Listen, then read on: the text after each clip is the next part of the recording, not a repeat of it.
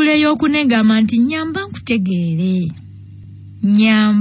nkutegeere y'essuula ey'okuna. Violet obuzibu yalina bw'amaanyi.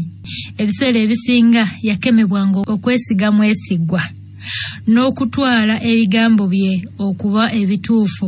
Kino yali amanyi nti kikyamu mu mbeera ey'omulimu. Yasalawo okwanguya omulimu guno.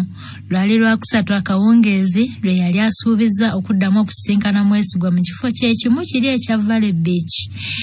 Yasitula okuva awaka ku ssaawa nga 8 ogw'omutuntu. Baali balaganye kusisinkana ssaawa 9 gwennyini. Kale yakimanya nti essaawa emu yali ejja kumumala okuva ekisaasi okutuuka ekisubi gye yali agenda okusisinkana mwesigwa. Anti era yali tagenda kutaataganyizibwa kwesibwa kwa bidduka engeri essaawa gye zaali za ggandaalo. Violet ekyamwewuunyisa yagenda okutuuka mu kifo nga mwesigwa yatuuse dda, so nga yali amanyi nti yasooseewo. Musajja wattu bw'amulengera yabula okufa essanyu. Yasanyuka okulaba nga nakyala yali atamuyiye. Violet yatambula n'ajjira ddala eno we yali atudde. Ku luno mwesigwa yali yapangisizaawo akameeza n'obutebe bubiri. Nga tannatuula, mwesigwa yamuwaana bw'ayambadde n'anyirira okukamala. Ebyo bye bitukuba. Nongamba nti nnyumye. Ayayayaya bitunyumira ffe abakazi. Newe mba sinyumye. Bwe ngamba nti nnyumye. Violet yamwenyaamu kwe kumuddamu nti weebale kusiima. Nga bulijjo mwesigwa yasituka n'ategeeza Violet nti agende aleete ebyokunywa. Violet yamusaba okusigala ng'atudde nti ebyokunywa yali yatumizza dda. Mwesigwa yeewuunya nnyo kwe kumubuuza lwaki yali atumizza. Ye kwe kumuddamu nti bulijjo gw'obadde ogula, nange n'ensalawo okukugulirayo ku mulundi guno. Mu kiseera kitono ebyokunywa byaleetebwa. Eyabireeta teyali mulala wabula Sagala. Sagala ate yafuuse ddi weyitawo ku Valley Beach bannange.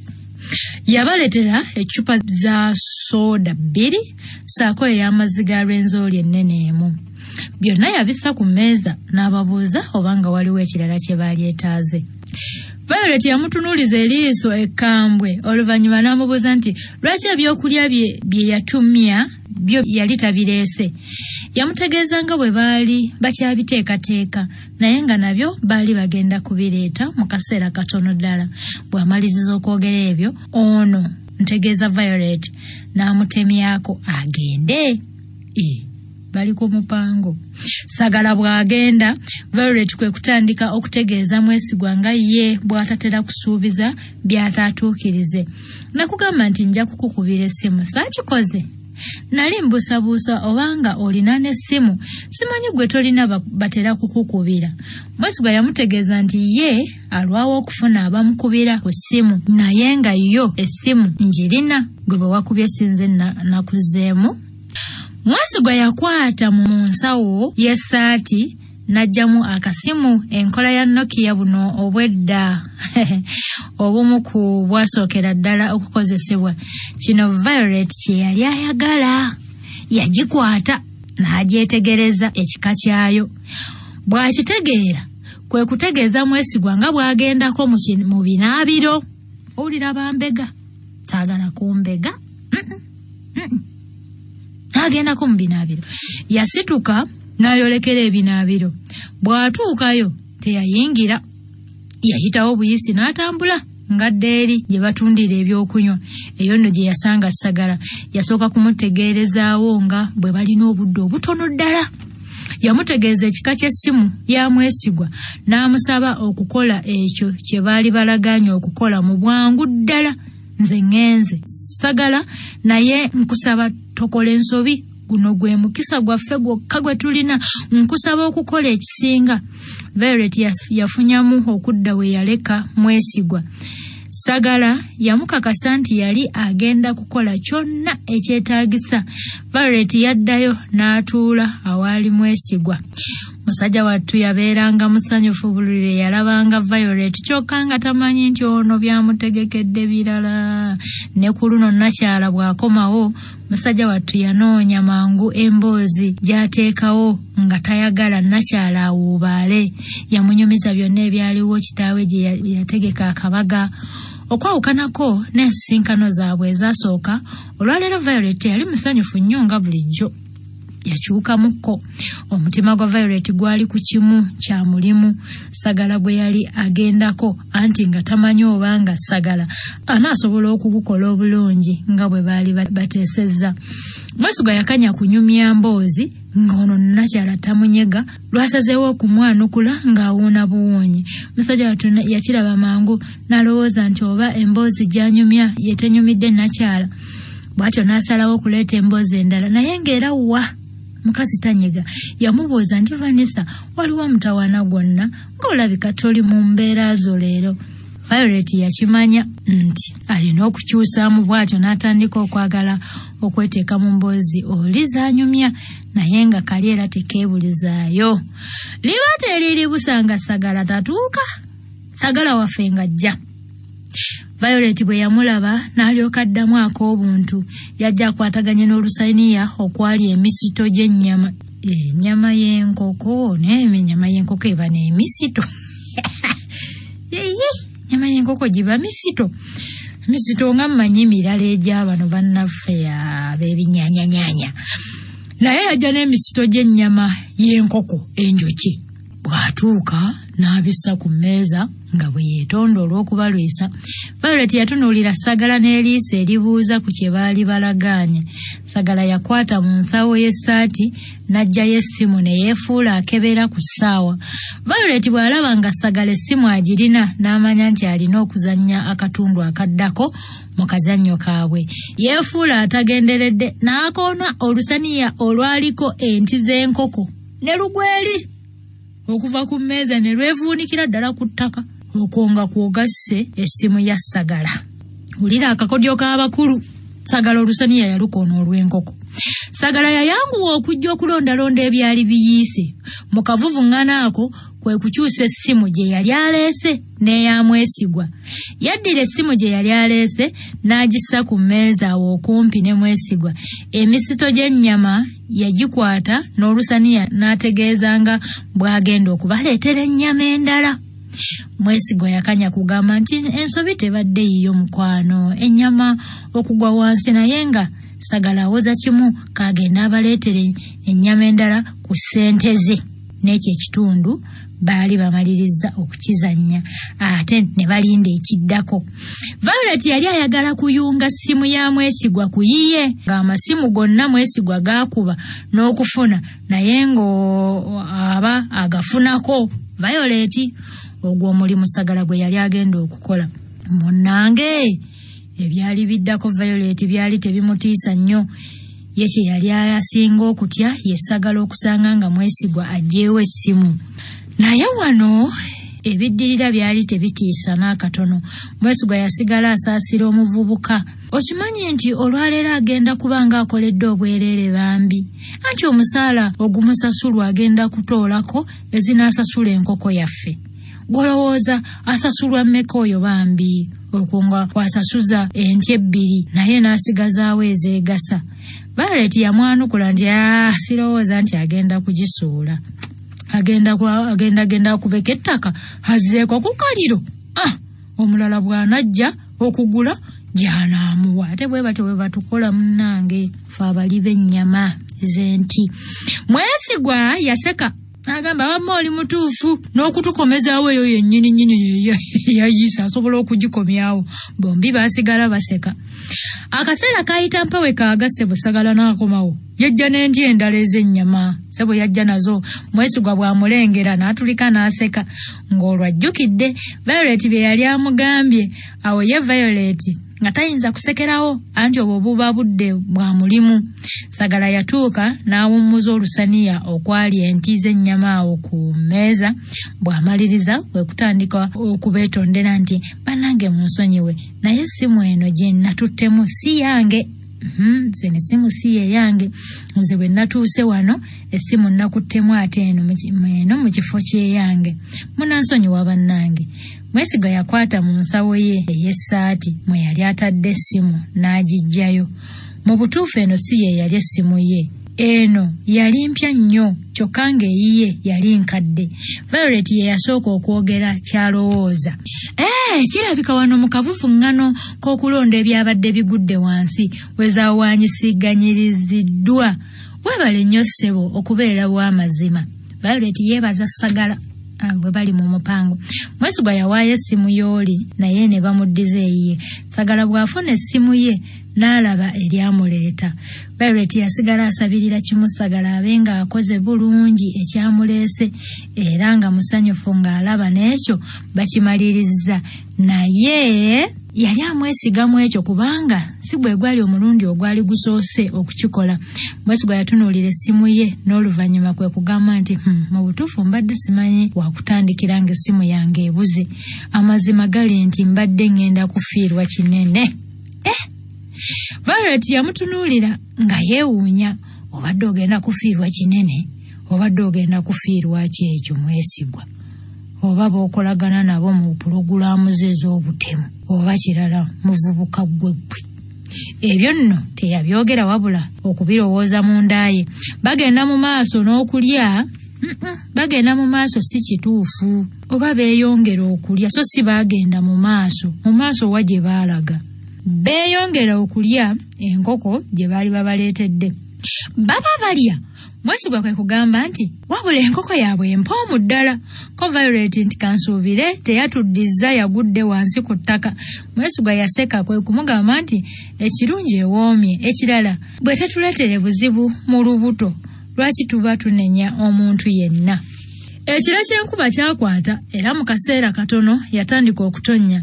Badduka ne beggama mu kizimbe ekyali awo. Enkuba yeeyongerera ddala okutonnya. Ko Violet enkuba etonnya tesala keerowooza omuntu anaasula wano. Mwesigwa yamubuuza gy'asula naye kwe kumutegeeza nti asula Bukoto. Mwesigwa n'ayongerezaako mu kusaaga nti eyo wala bulala naye tofaayo ojja kusula ewange. Violet yamubuuza nti okusula ewuwo ng'olwekiro ogenda kunsasula mmeka? Okusuza omuntu mu nnyumba kusasuza, olwo ogenda kunsasula mmeka? Mwesigwa yamubuuza nti ate nga lwaki mba nkusasula? Mbadde nti gw'oba olina okunsasula olw'okukusuza. Mwesigwa yalinga eyeekanze kwe kubuuza Violet nti ogambye okukusasula otegeeza ki Vanessa? Violet yasitula ebisige n'amugamba nti otegedde. Mwesigwa yawuniikirira n'atandika okusaba kimu omuwala ono aleme kubeera ekyo kye yali atandise okumulowooleza. Waddawo akasiriikiriro. Violet mulinga afa enseko. Ebyo eby'okutabula omuntu bye bimu ku byali bisinga okumunyumira. Yakimanya nti kati Mwesigwa alabika amulowooleza kuba malaaya. Kituufu Mwesigwa yali yatabuddwa dda nga muli yeebuuza obanga ddala omuwala ono malaaya. Yali tayagala kukiteebereza nti kisoboka okuba ekituufu nga ddala malaaya. Omuwala ono yalina engeri gye yali atandise okumufaako ey'enjawulo.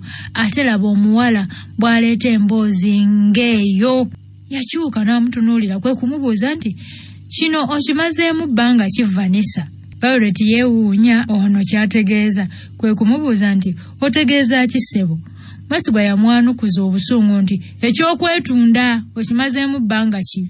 Mwesigwa yayogera nnyo. Violet kwe kumagamaga alaba obanga waliwo omuntu yenna awulidde.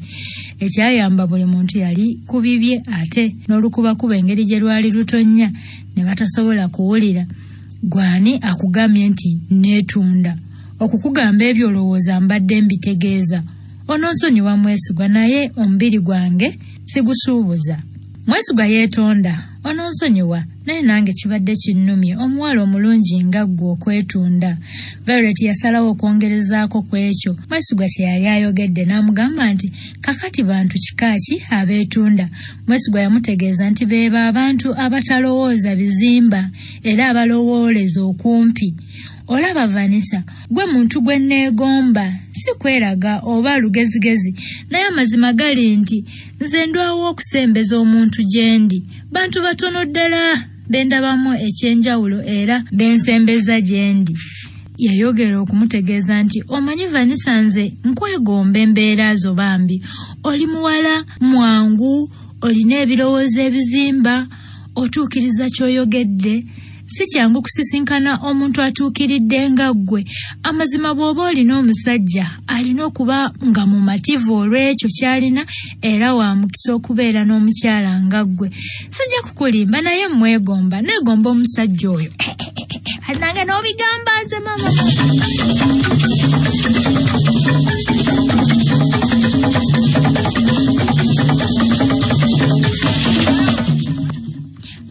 Mazima yasimye oyasula naawe baba ganda Violet yabugaana essanyu nga muli yeebuuza obanga ddala yali ekyo omwana mulenzi ono kye yali annyonnyodde. Violet yasiibula n'atambula agende we yali alese emmotoka ye. Mwesigwa yamubuuza nti okakasa wanyimidde ddala ennamba ye y'essimu? Violet yamutegeeza ng'ennamba bw'atagyetaaga wabulanga bw'aliba agyetaaze aligimuwa naye si ku olwo. Mwesigwa yamubuuza ky'aba akola okumukakasa nti agyetaaga. Nakyala yamugamba bugambi abemugumiikiriza nti ekiseera bwe kiriba kituuse aligimuwa. Musajja wattu yasigala yeebuuza olunaku lwaligimuwa. Yamubuuza lwaliddamu okumulaba. Violet yasooka n'asiriikirira n'oluvannyuma n'amugamba nti tofaayo Mukama ajja kutusisinkanya nate. Ebyo yabyogera atuusa awaali emmotoka ye. Naawe Vanessa atafaayo aba musiru nina okufaayo era nkusaba ombuulire. Nakyala yamutegeeza nga bwe yali ajja okumukubira essimu. Bw'alaba Mwesigwa alinga anyiize olwa kino kwe kumugamba nti oba nzija nsula ewuwo olina weeza okunsasula. Mwesigwa yaseka busesi n'amwenya. Nakyala naye yatulika n'aseka kwe kusiba omusipi gw'emmotoka bw'atyo n'asimbula n'agenda. Mwesigwa yasigala atunuulira mmotoka ya Nakyala Violet okutuusa lwe yabulirayo. Yawulira nga awubaliddewo amangu ago kyokka nga tamanyi ddi lwaliddamu. Era obugambo buno buddi tamanyi ddi, tamanyi lwaliddamu. Oluzungu lwaboonoona. Tamanyi lwaliddamu kulaba muwala ono so si tamanyi ddi lwaliddamu. Kano kaddi kaveewo.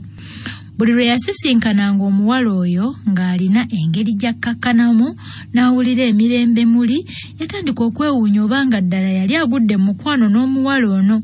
Ekyo kyali kisoboka naye ate nga ye yali takyakkiririza mu bya mukwano. Ye buli lwe yawuliranga nti yeetaaga omukazi ng'agenda kufuna gw'apangisa. Mawe kupangisa mukazi babapangisa.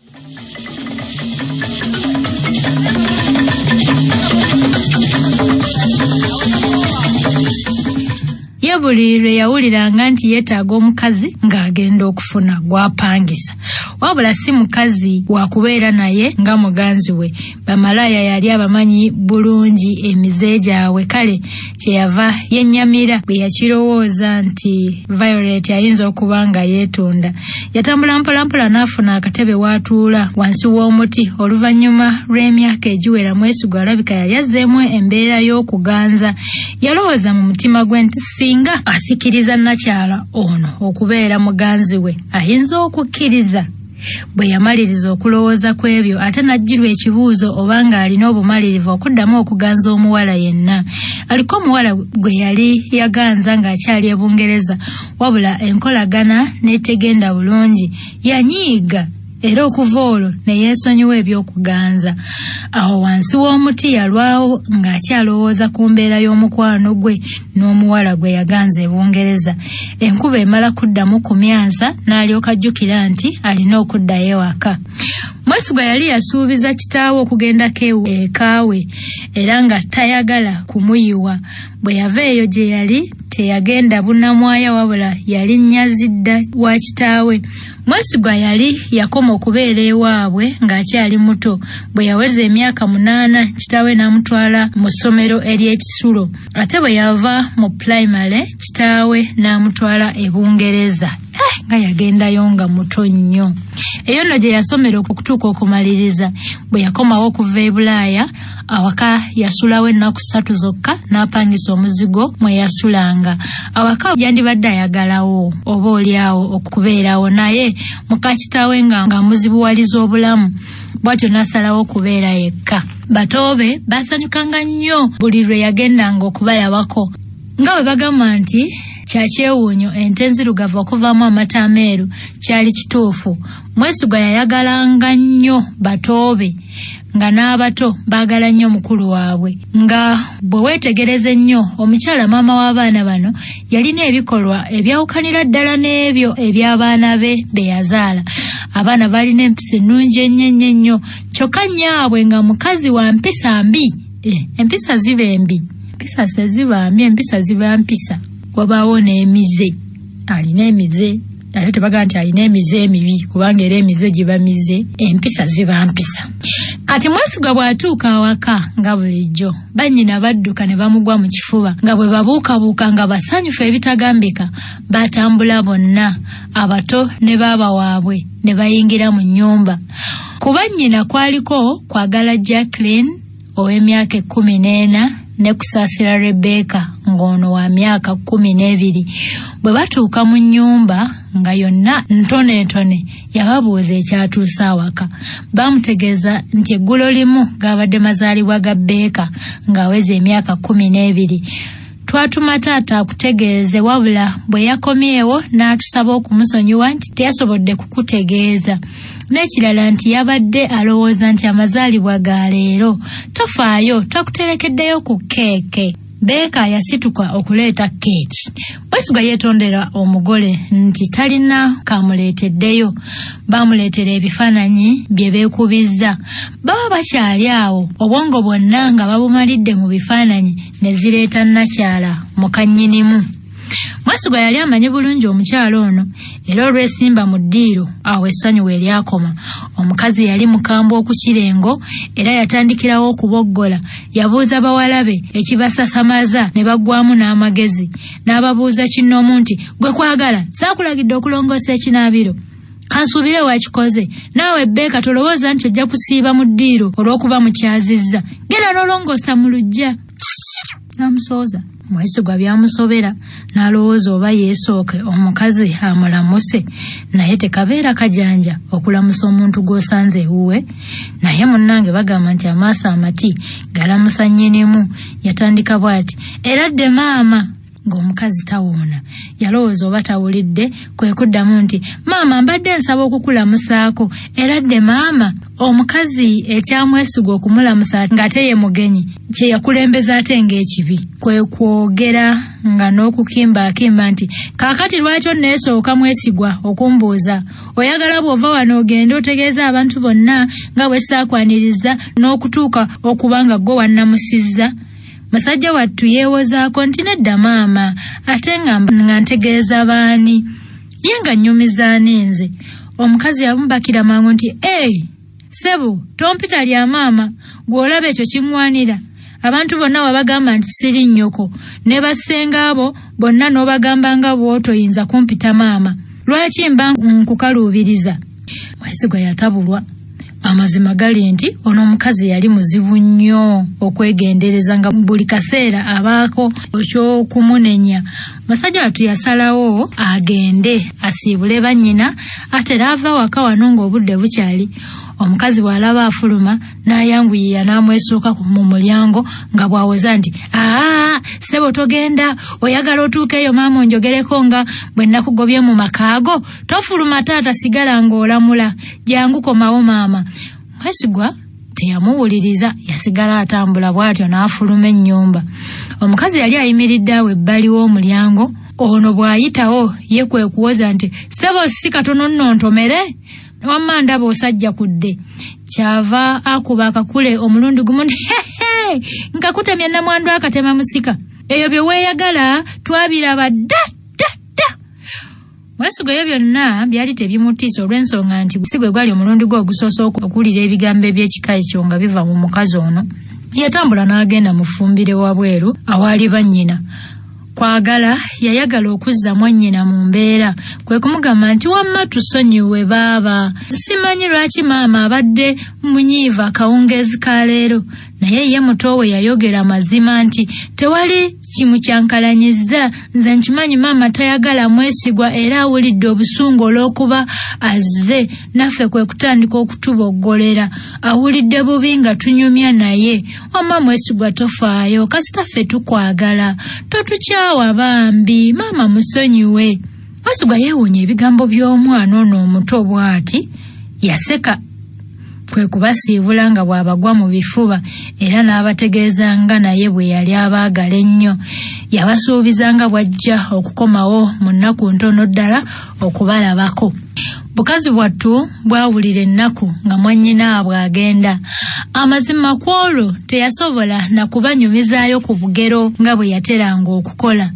Kyokka baali bategeera ensonga y'okugenda amangu. Nyaabwe yali tamwagalira ddala wakaawo. Abaana bano wadde baali bato, kyabalumanga okulaba nga nyaabwe amuboggolera n'okumukudaalira wabula nga tebalina kye bayinza kukolawo. Mwesigwa yafuluma effumbiro n'atambula atera agende. Abaana atera okumalako olujja. Najjukira nti yali yeerabidde akatabo kakatono ke yali azze nako mu nnyumba.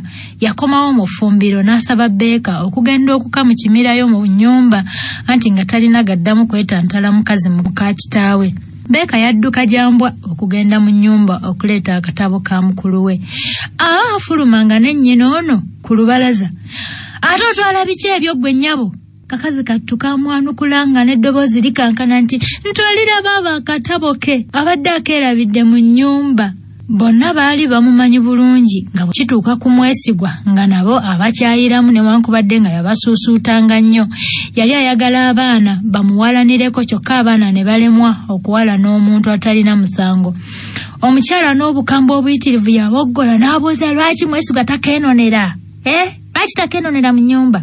Nti era ye tasobola kumugaana kumuwa kike. Okuboggola kwe yaboggolamu tekwaleka mwesigwa miryango, ne kwagala mu ffumbiro yavaayo. Agenda okumalayo byonna nga yeyongerezaako nga bonna beesimbye mu maaso ge. Omukazi bw'alengera mwesigwa ate kwe kumulandukirako nti kaakati ggwe ssebo, okujjako okwagala okujja bannammwe emize, lwaki toyingira mu nnyumba n'ofuna kye weetaaga? Akulaba ayinza okulowooza wakula omubiri n'ebirowoozo, naye nga munnaffe amagezi olabika wagaleka wansi. Neebuuza n'okwebuuza kye wali okola e Bungereza. Mwesigwa bino byamunyiiza, anti nga buli muntu bw'ali yali tayagala kumunyoomoola. Yasaba Rebecca okumuwa akatabo kamuviire. Omukyala munnange yagaana omwana okutwala akatabo nga bw'awoza nti katabo kazeeyo mu nnyumba gwe Rebecca, badde eno ennyumba yiyo, lwaki olema okujjiyingira okufuna ky'oyagala? Mwesigwa yali takyasobola kwefuga. Kwekwakkula n'amuyitako katono amusuule wansi, bw'atyo n'ayingira mu nnyumba. Bw'afuluma kwe kumugamba nti nkusaasira mukazi ggwe, nkusaasira kubanga olina obuzibu obw'amaanyi ate ggwe ky'otomanyi, era nga kyekisinga n'okukubonyaabonya. Nze gw'olaba wano ku nnyumba eno saagalako wadde ettegula erimu bwe riti. Nze sirowooleza mu bya bannange nga ggwe. Nkimanyi nti ggwe ky'osinga okutya olowooza nja kujja wano nkayanire ebya wano. Oli mukyamu nnyo, ba mugumu, beera mugumu nnyo. Ngenda kwezimbira goloofa gy'otoyinza kugeraageranya ne kuzina ezamu. Omukazi aba agezaako okwogera, Mwesigwa n'amulemesa nti nedda nnyabo, tokiwakanya. Gwe kitunulemu. Nze okuviira ddala nga nkyali mwana muto seegombangako kubeera wano lwa nsonga emu. Gwe kennyini, naye n'eddakiika entono zempitiddeko wano n'olemererwa okunneesonyiwa. Ekisembayo, newankubadde sigenda kukayanira nnyumba eno, naye naawe njagala okifune nti wano wajjawo bukulu. Ekivuunulwa mu kyo nti siwawo. Siwawo kyekituufu, siwuwo ndowooza kyekituufu. Gw'olowooza okuzaala muno wakola kya bbeeyi nnyo. Nedda munnange, n'abaakusookamu baagenda, gw'ona bukakafu ky'okulowooza nti gwe mugalanda wa wano. Mwesigwa yayogera bingi ate nga abyogeza busungu. Aba akyagenda mu maaso n'okwogera ne yeekanga batoobe nga bali awo nabo bawuliriza. Yasonyiwala nnyo kuba yali tayagala baana bano abato bwe batyo okuwulira kagugulano ke ne muka kitaawe ate nga ye yali nnyabwe. Amangu ago yasalawo okukomya oluyombo. Yakomekereza na bino nti nsaasira abaana bano abato. Neewuunya n'okwewuunya obanga ddala gw'ozaala abaana bano anti tebakufaanana mbeera. Yaleka omukyala atolotoomanga enkoko gye bayiiridde amazzi amanaabemu ye ne yeeyongerayo.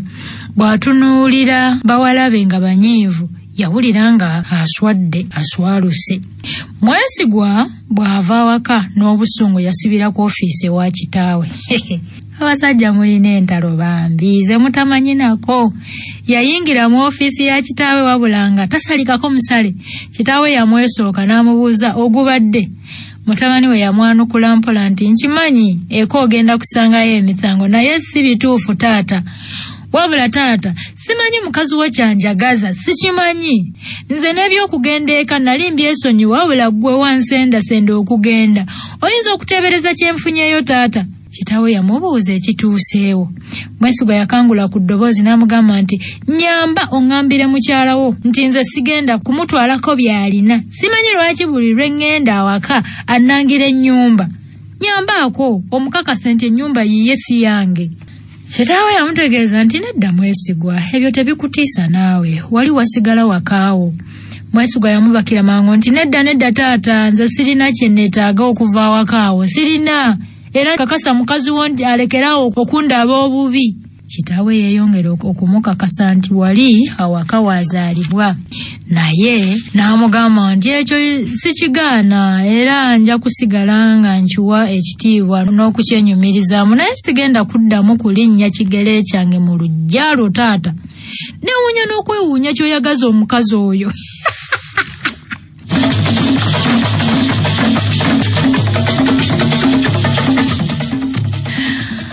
Omwana abuuza kitaawe nti neewuunya. Kikwageza omukazi oyo atayagala baana bo. Taata, osuubira kiki ekyasinga okugoba ky'olaba awakaawo? Kitaawe bw'asiriikirira ye kwe kumwongerezaako nti omukazi oyo yali aliisa omwana oyo akakanja. Mukazi wattu yali takyasobola kugumiikiriza. Kyeyava akusaba naye agende waakiri mu mawanga, si lwakuba nti yali ayagala nnyo. Yamala kulemererwa kutegeeragana na mukyalo oyo. Ate endagula ekiribaawo n'abo ababe bajja kumuddukako. Kitaawe yamusaba okukomya by'ayogera naye nga Mwesigwa sebutasirika. Kitaawe yamuboggolera omulundi gumu nti kugambye sirika Mwesigwa. Mwesigwa yasirika n'atunuulira kitaawe naye yaboggola ebyokwogera byali bimuweddeko. Mwesigwa yabirina kwe kutandika nate naddira kitaawe. Gwe bw'otyo taata, gwe bw'otyo, buli kye nkugamba okitwalanga ekyokusaaga. Naye ddi taata lwe nali njogedde ekintu n'okitegeera bulungi taata gwe. Nkunyonyodde bulungi ensonga zange. Ne bato bange babaddewo basobola bulungi okunjulira nti omukyalo oyo nyaabwe yansosonkereza. Naye ddala oba tolamudde by'amazima taata okuleka omukazi oyo okukusalirangawo. Lwaki omukazi akusalirawo? Tosobola wadde okumukomako ku ebyo byatukola. Ffe tulinga abatali baana bo taata. Taata eky'okumunyomoola teyakyagala. Tekyamusanyusa. Yakwata ekikopo ekyamuli awo okumpi n'akikompola mutabani we mukyenyi bwe kopo. Yamukompola. Nakugambye dda sirika. Lwaki weefuula omugezi ennyo? Lwaki tosirika? Mwesigwa yawulira obusungu. Olwo kiki ekinkubya taata? Nze okujja wano ne nkunnyonnyola ebibaddewo kyekinkubya ekyo. Mu butuufu saategedde nti binaba bwe biti sandize. Kitaawe yamulagira okusigala we yali tafuluma. Yawuliriza bulungi n'akola kitaawe kye yamulagira. Yasigala atudde. Kitaawe yamwetondera olw'engeri mukyala we gye yali amuyisizaamu wabula n'amusaba okubyesonyiwa. Yayongerezaako nti amazima gali nti nange nfaayo okulaba nga nkyusa omukazi oyo naye si kyangu. Bwe ngamba okulondawo wakati w'abaana bange n'omukyala oyo mu buli ngeri nnondawo baana bange. Naye kaakano nkimanyi nti Mwesigwa oli musajja mukulu osobola okutegeera n'okwesonyiwa ensonga ezimu. Nkusaba omwesonyiwe. Twala ebigambo byange wabula si bya mukyala oyo. Kansuubira ontegedde. Mwesigwa yasobola okutegeera kitaawe kye yali amusabye. Yalina okwesonyiwa omukazi. Ono si ye yali nnyina era kyali tekimwewuunyisa nnyo okumuyisa bw'atyo. Yalina okugumiikiriza buli lwamusisinkana waakiri okusobola okusanyusa kitaawe. Ebyo bw'abitegeera n'asiibula kitaawe. Yakwata erimuzza gy'asula. Okugenda ewa kitaawe yagenda n'obusungu bungi naye bwe yaviirayo ng'awewuseeko. Yakimanya nti taata yali yeetaaga omukyalo ono newankubadde nabo abaana yali abaagala kale nga tayinza kwawukanya kitaawe n'omukyalo ono mbu olw'okuba bo abaana. Mwana omulenzi asobola okukitegeera naye abawala. Violet yali yeeyama era n'asuubiza Lulenti okumaliriza omulimu guno mu bwangu ddala. Tuzeeyo ku Violet. Yaddeeka ng'alindirira kimu kulaba nga Mwesigwa afuna oba okukuba ku ssimu. Yakanya kulinda naye nga wa n'essimu teyavuga. Akawungeezi k'olwo konna talina kye yafuna. Enkeera lwonna yalindirira wabula era nga tewali ssimu yonna gy'afuna emuyamba okuva ewa Mwesigwa. Ennaku zaagenderera naye nga Violet tafuna kye yeetaaga. Omulundi gwokka ogumu Mwesigwa gwe yafuna essimu kitaawe ye yali amukubidde ng'amusaba okugenda amusisinkane ku office. Violet yakimanya nti essimu yali tegenda kumuyamba kufuna kye yeetaaga. Jjukira essimu eno yali yagiyunze dda ku yiye nga buli Mwesigwa kyakola bwawuliziganya naye nga ne Violet akifuna. Yakizuula ng'amagezi alina kusala malala. Yayita Sagala ne bateesa ku nkola empya ey'okugoberera era yamugamba bw'ati, nteebereza nti Mwesigwa bw'aba n'abantu bonna baakolagana nabo bandibanga basisinkana busisinkanyi nga tebakozesa ssimu. Omanyi bagamba nti amagezi luwombo bwe luyirika osala olulala n'ekirala enswa bw'ekyusa amaaso nga naawe okyusa envubo. Tulabika tuli ku muntu omutuufu wabula nga tukozesa obukodyo obukyamu. Kye njagala okutandika kwe kukozesa engeri entuufu. Sagala yakkiriza bukkiriza newankubadde yali tamanyi kye baali bagenda kuddamu kukola. Nakyala yasumulula zipu y'akasawo ke ak'omu ngalo n'ajjamu akuuma akabaka amaloboozi n'akakwasa Sagala. Sagala yaketegereza kwe kumubuza nti ate kano kaaki Violet. Ono yamwanukula musanyufu nti ogenda kukatwala okateeke ku nnyumba ya Mwesigwa awantu watayinza kukalabira wabulanga katunudde munda mu nnyumba. Sagala yalabika nga atiddemu ku kye yali agenda okukola. Yabuuza Nakyala nti kaakati bwandaba. Violet yawulira obusungu kwe kumugamba nti ogenza kukulaba ky'oba okola tokkiriza kukulaba, kola ekikututteyo oveeyo nga tebakulabye. Muwala nga yali mukambwe bannange.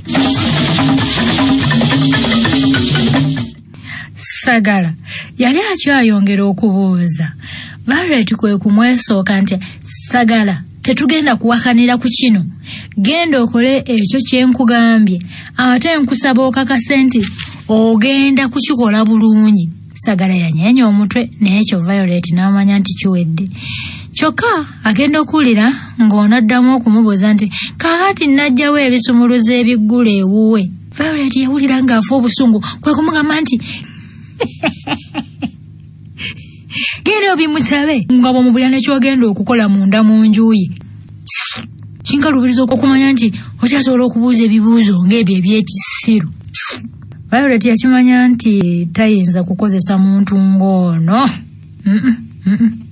Waddawo akasirikiro n'oluvannyuma kwe kumugamba nti Sagala kwata ekkubo weddireyo eka nja kuyiiya engeri gye nnaakikolamu. Sagala yakitunulamu nga wano aba ayiwa obubonero bambi kye yakola kutambula kugenda kukola mulimu. Ekirungi akuma baali baakamukwasizza dda. Violet yakanya kumukoowoola akomewo naye nga tanyega. Violet yasigala atidde nti Sagala ayinza okutuuka eyo n'akolerayo amajaani ge n'akwatibwa. Yagezaako nnyo okwagala okumuyimiriza kye yali amutumye wabula kyali kikeerezi. Sagala yali amaliridde okugenda okukola ekyetaagisa. Violet yakwata essimu akubire Sagala amusaba akomewo, kyokka Sagala yakanya kuvuga n'etuuka n'okukutukako nga tagikwata. Wano wajjuukirira nti singa Sagala akola ensobi yonna ye yaaba avunaanibwa olw'ensonga oli ayamba buyambi, omulimu baagukwasa ye. Yali takyalina kyakukola kirala okuggyako okusigala awaka n'alindirira ekiddirira. Sagala yavuga emmotoka ye n'addayo okuteega ewa Mwesigwa. Kati Sagala kwe kufuluma n'ayolekera waka awa Mwesigwa waasula. Yaddira enkoofiira gye yali akutte mu ngalo n'agiteeka ku mutwe okusobola okubuzaabuza enfaanana ye. Bw'atuuka mu luggya n'alaba nga waliwo emizigo mingi wabula ng'ayagala kukakasa Mwesigwa gw'asulamu. Yagenda waali watudde omukazi awo ku lubalaza ne yeefuula aliko gw'ayagala okumulagirira, wabula nga kyayagala kwe kumanya awatuufu Mwesigwa waasula. Liba teriri busa, Mwesigwa n'afuluma wabweru okwanula engoye ezaali zaanikiddwa ku muguwa. Sagala bw'amulengera n'amanya nti kiwedde.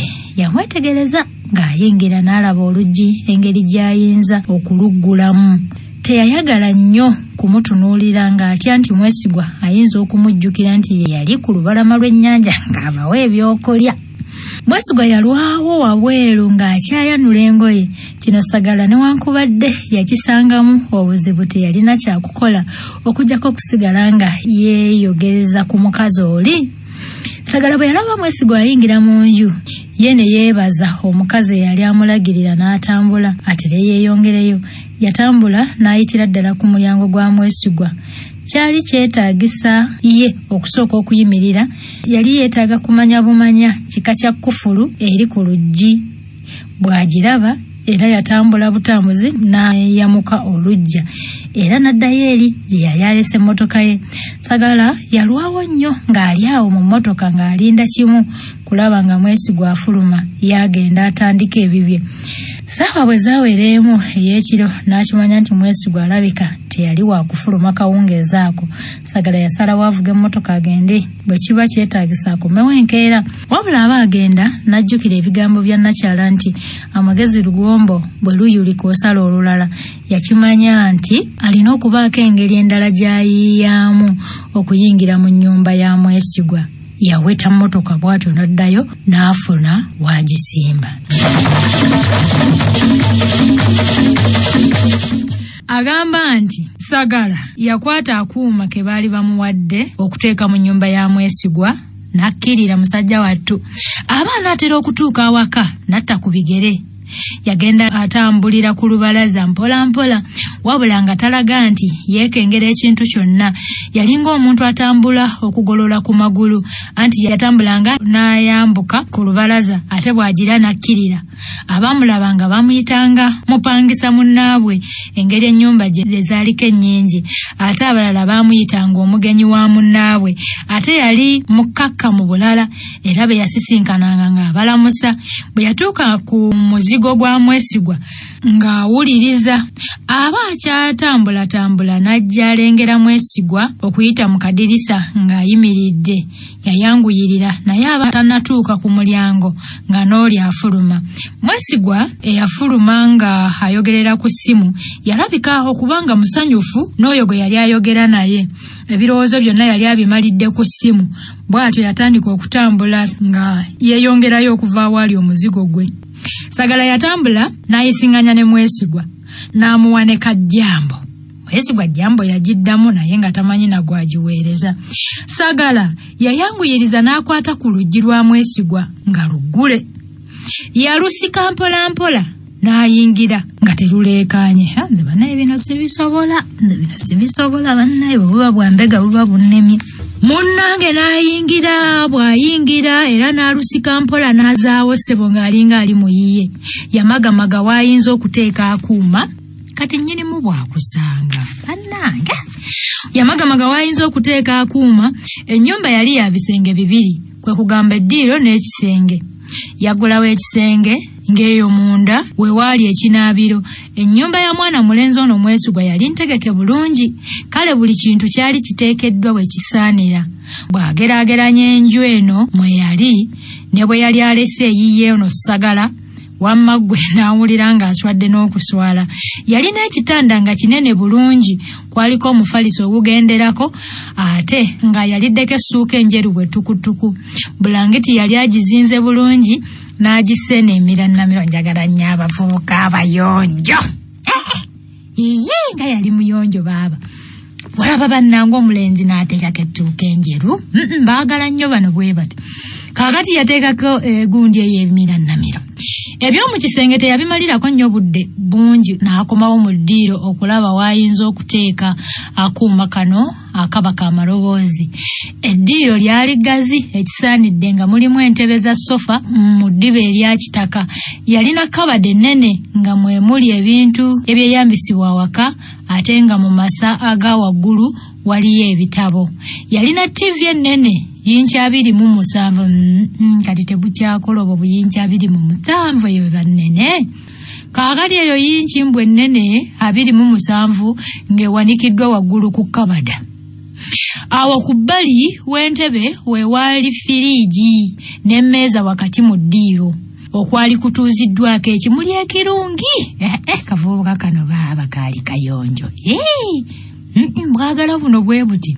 Ebyo byonna yabyetegereza anoonya waagenda okuteeka akuuma kano akasika amaloboozi. Ebintu tebyali bingi mu nnyumba, naye nga ebitono ebirimu birungi ate nga biteekeddwa bulungi. Kale nga buli kyakwatako alaba ng'ekijja okulabika nti kikwatiddwako. Yalaba nga waggulu ku kabada we watuufu awayinza okuteekebwa akuuma kano. Aba afuluma n'alaba nga kalinaanye nnyo TV, ate kwe kuddayo n'akasembeza wansi wa kabada. Yayanguyirira okugenda mu mulyango afulume. Abaana atera okutuuka ati ku luggi.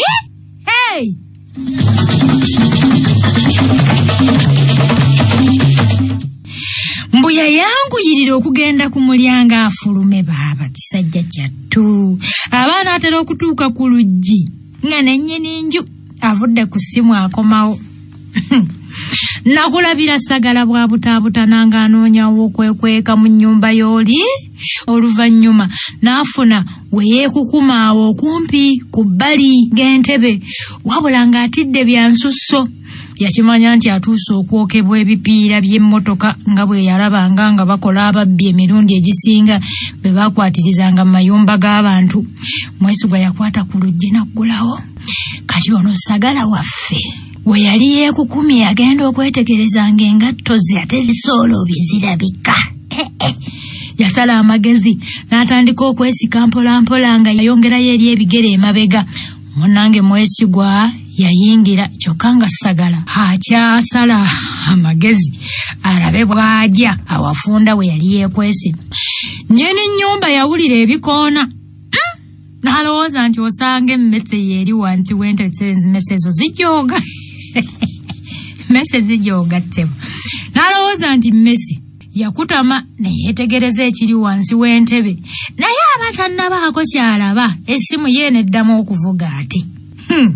Kuno nno kwe kwali okununulwa kwa Sagala waffe ono gw'olaba anti Mwesigwa yaleka bye yali anoonya n'agenda okwanukula essimu eyali ekubiddwa. Ebyembi ate ku luno teyagenda wala, yasigalawo ku mulyango nga yeesigamye omwango, omukono gwe ogumu n'agukwasa ku ludda olulala ng'alinga atangira ali mundu okudduka. Mwesigwa naye akusobera. Sagala eyali alowooza nti awonye ekkomera n'asigala mu busibe. Ngera erinnya lye bwe liri, Sagala n'asigala mu busibe. Mwesigwa yakomawo n'ateekako TV ye, yatuula mu ntebe n'okusalako n'asalako ng'era nnyinimu ali omumwe. Sagala yakimanya nti asiraanye, bw'atyo ng'asaba kimu Katonda amuyambe aleme kulabibwa. Mwesigwa yasituka n'agenda awaali eccupa ya caayi, n'attulula caayi mu kikopo. Tikuttulula bannange, si kuttulula. Mulekerawo okuwagiikiriza ebigambo ebitali bya Luganda. Ekigambo kiri kufuka caayi. Tubeegayiridde bannaffe abampuliriza. N'afuka caayi so si kuttulula.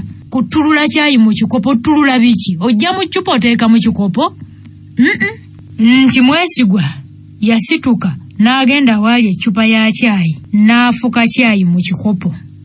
Aba akyafuka caayi ono yakozesa kutulula ku TV ne bateekako eggulire eryamutwala ebirowoozo eyali afuka caayi yeesanga amufukidde ku mukono gwe. Laba obulumi obwali awo. Yeesasaabaga era mu kwesasaabaga okwo olw'olubabu olwo olwayiika musajja wattu Sagala n'agabanako. Yagabanako Sagala caayi yamuyiikira newankubadde yali mutono yamubalagala bambi kyokka ate nga tateekeddwa kwenyeenya.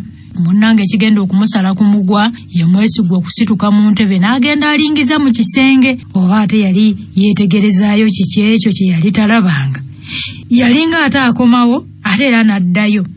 Naye bw'addayo ku mulundi guno yayingirira ddala mu kisenge so nga luli yakoma ku mulyango awo.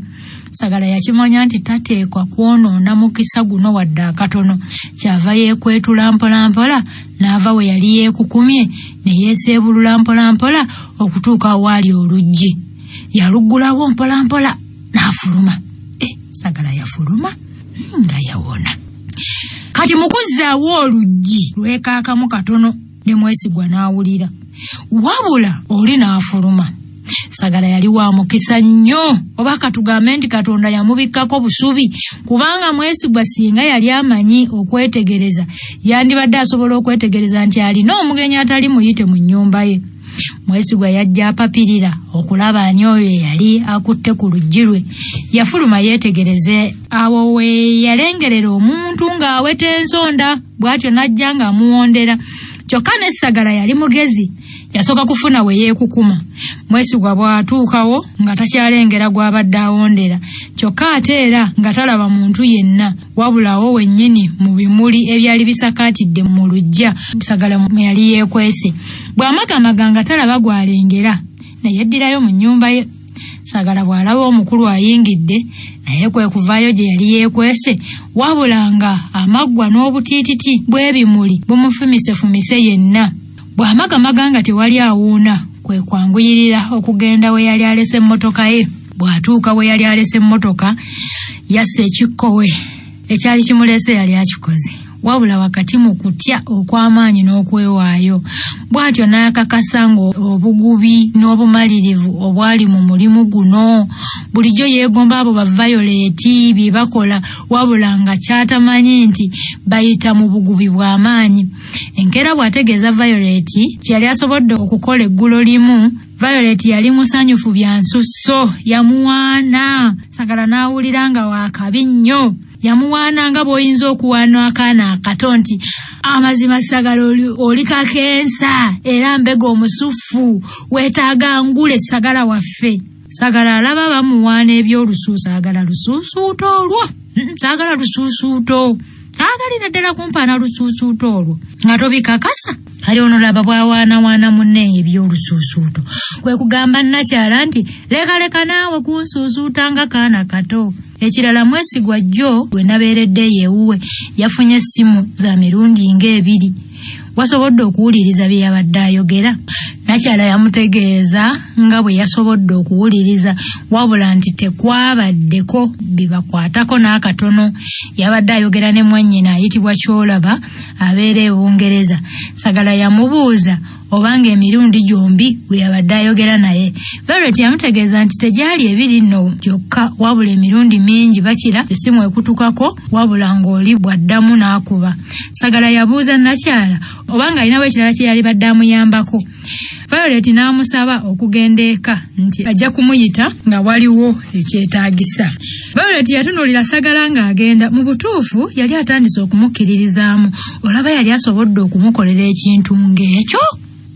Muli ne yeebuuza n'okwebuuza lwaki abadde amubuusabuusa wabula byali tebinnaggwa. Yalina okuddayo okunona akuuma ako oluvannyuma lw'ennaku 3 oba 4 okulaba obanga Mwesigwa alina baakyaza ne boogera ku ebyo ebiyinza okubayamba mu kunoonyereza kwabwe kwe baaliko. Violet alina ekintu kye yawulira nga Mwesigwa ayogera ku ssimu ng'ali ne mwannyina n'atayagala kukiteekako nnyo birowoozo. Yawulira nga mwannyina amubuuza oba abo abaali bamuvunaana baalekeraawo.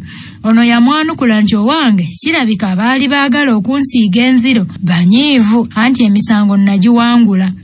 Violet yeebuuza kaakati lwaki ate alina okulimba mwannyina nti bamusiiga busiiza enziro.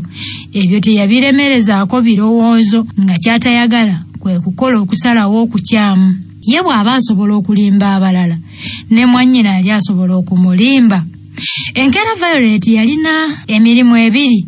Ogusooka kusisinkana looya eyawolereza Mwesigwa ate ng'alina n'okusisinkana omuvubuka amanyiddwa nga Mukasa.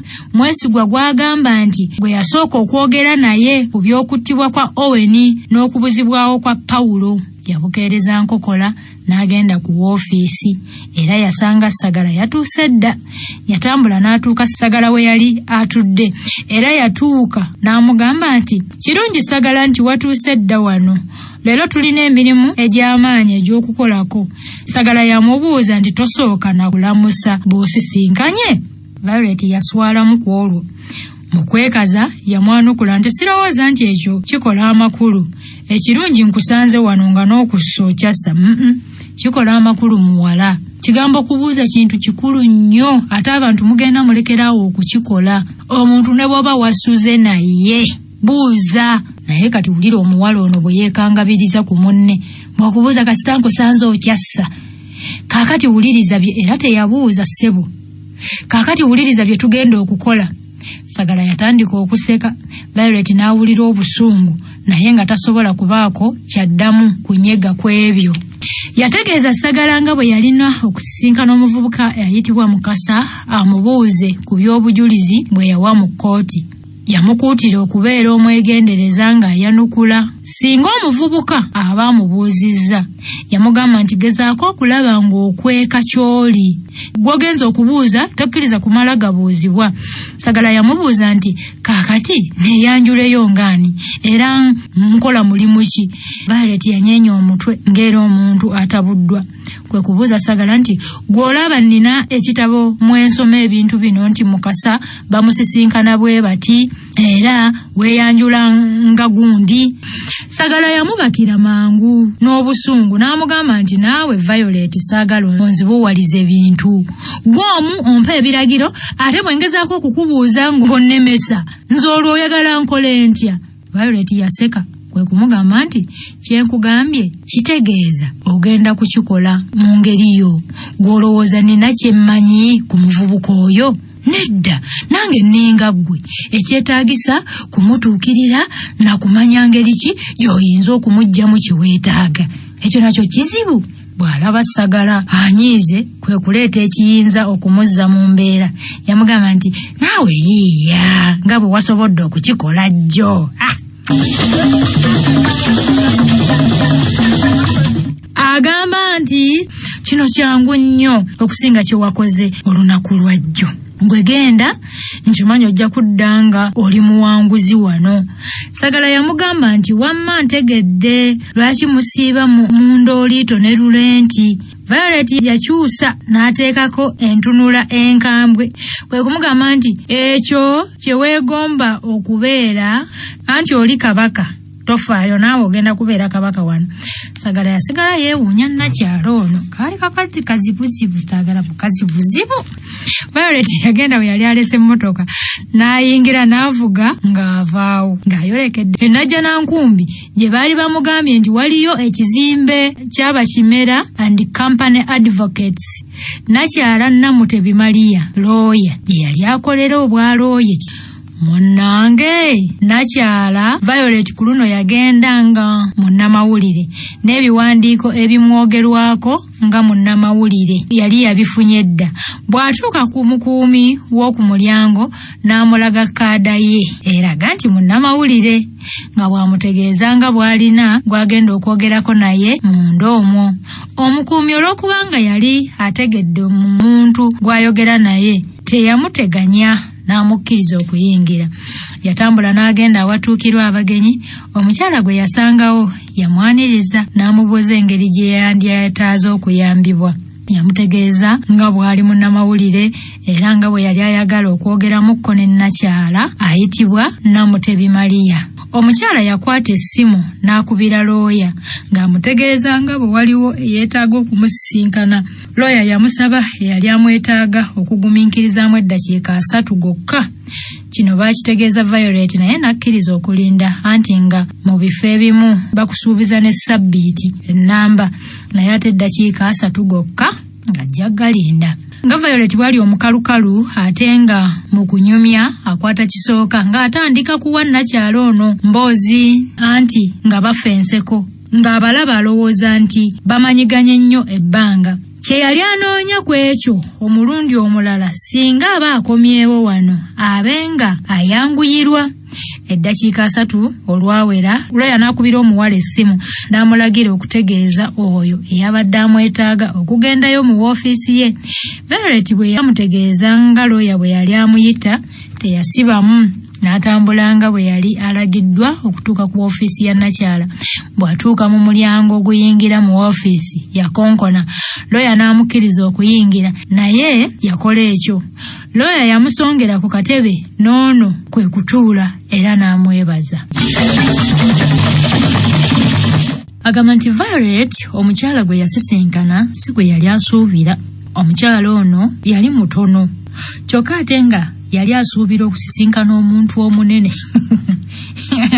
Akoze akaana akansanga ne kaŋŋamba anti Namanda bulijjo mmanyi oli kakazi kampi. Naye n'ono agamba yali asuubira okusisinkana omuntu omunene. Yali mukyala mukulu ng'atandise n'okufuna ku nvi. Yali ayambadde gaalubindi nga nkadde kale nga mukazi wattu buli kaseera nga abujja ku maaso okubulongoosaako. Omukyala yamubuuza nti nkuyambe mu kinnyabo. Violet yapapirira n'akwata mu nsawo ye ey'omu ngalo n'aggyayo kaadi gye yali akozesezza eraga nti munnamawulire nga yali ewandiisiddwa mu mannya ga Nankya Vicky. Yagiweereza omukyala nga bw'amutegeeza nti ndi munnamawulire maama, mbadde nsaba obeeko kyontegeeza ku musango ogwali guvunaanibwa omuvubuka gwe wawolereza ayitibwa Mwesigwa Charles. Omukyala yaseka era ng'omuntu eyeewuunya. Kyava agamba Violet nti gwe nnyabo Vicky, ani akugambye nti nze muntu omutuufu okukubuulira ku by'omusango guno? Abantu bangi abayinza okukuwa amawulire agakwata ku ebyo wabula si nze. Violet yamutegeeza nga bwe yali agenda sinkana abantu ab'enjawulo abakakasa nti balina kye bamanyi ku musango ogwo. Omukyala yayongera okwewuunya nti simanyi na lwaki mukyatambulira ku mulenzi oyo ate nga n'emisango gyamugibwako. Kankubuuze, ye wafunye obudde okwogeramukko naye? Violet yamutegeeza nga bwe yali ayogeddemukko naye. Omukyala kwe kumubuuza kye yali ategedde ng'ayogedde naye yategeera ki. Violet yaseka kwe kwanukula nti gwolowooza yandiŋŋambye eki era yabadde alina kuŋŋamba nti tegumusinga. Omukazi yatunula wansi nga bw'alongoosa bugaalubindi bwe.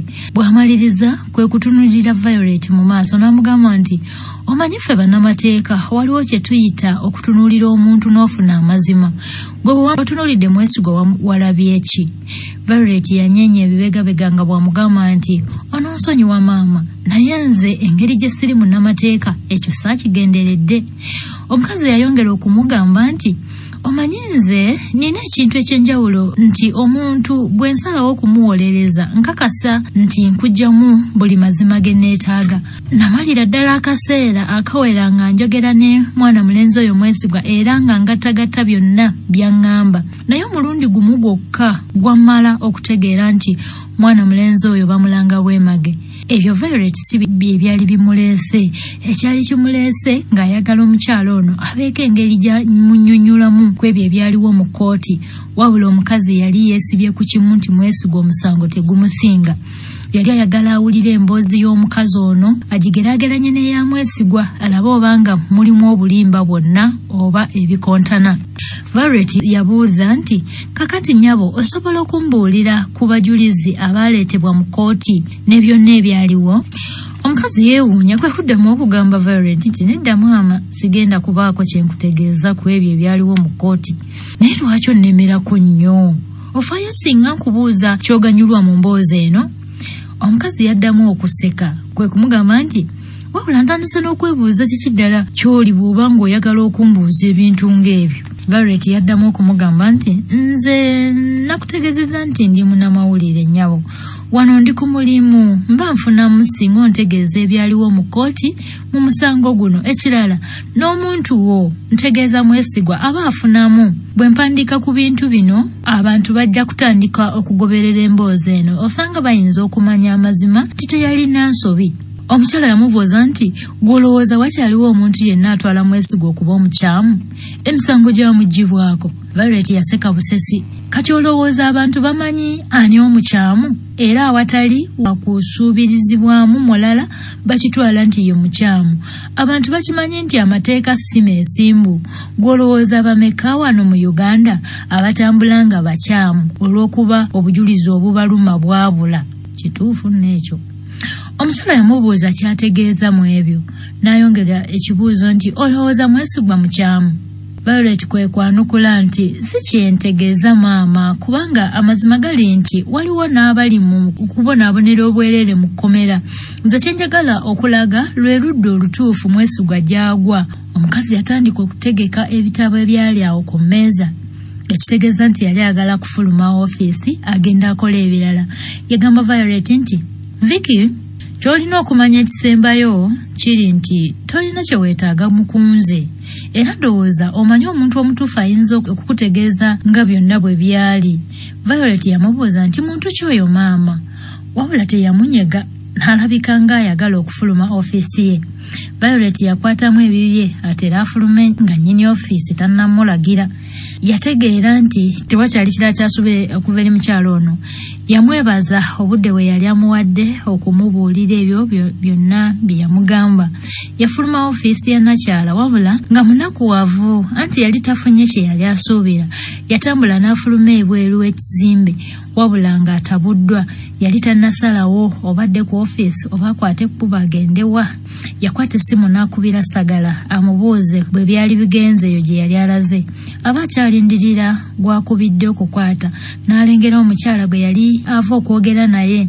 Ekyamubagula okuddamu okwagala okusisinkana omukyala oyo ne Violet yennyini takimanyi. Omukyala aba ayingira mu mmotoka ye nga n'ono amutuuseeko. Omukazi yamwekanga kwe kumubuuza kyamwetaaza.